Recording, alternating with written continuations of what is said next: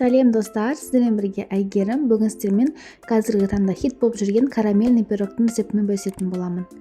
Міндетті түрде каналға тіркелуді ұмытпаңыздар. Ең алдымен ыдысымызды алып, сары майымызды қосамыз, үстіне қантымызды қосып, лопатканың көмегімен силиконды араластырып аламыз.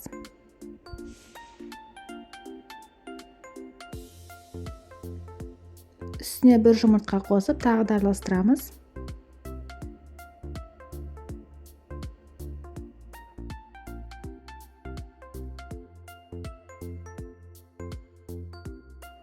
Қопсытқыш және ұнымызды қосып, жұмсақ қамыр илейміз.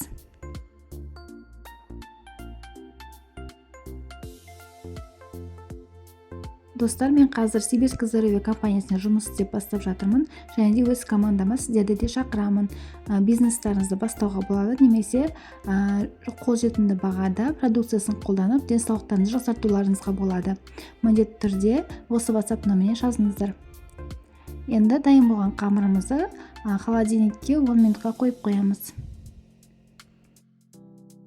Енді салмасын дайындаймыз. Ол үшін бізге варенка керек болады. Варенканы сапалы түрін таңдаңыздар. Осындай қою болу қажет. Үстіне 15% немесе 20% қаймағымызды қосамыз. Және де 2 жұмыртқа қосып, миксердің көмегімен шайқап аламыз.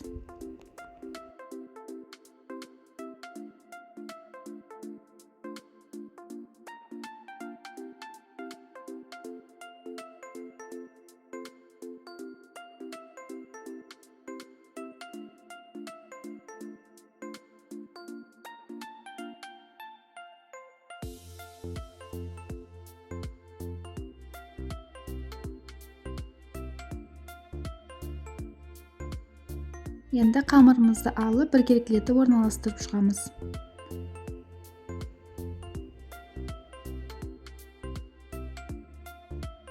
Осы кезде духовкаларыңызды 180 градусқа міндетті түрде қыздырып қойыңыздар.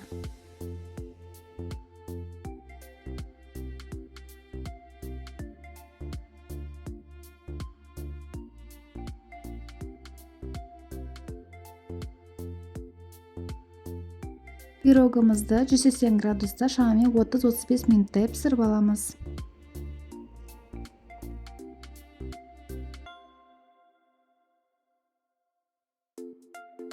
Міне біздің пирогымыз дайын болды. Кішкене суытып барып, осылай формасынан ажыратып аламыз.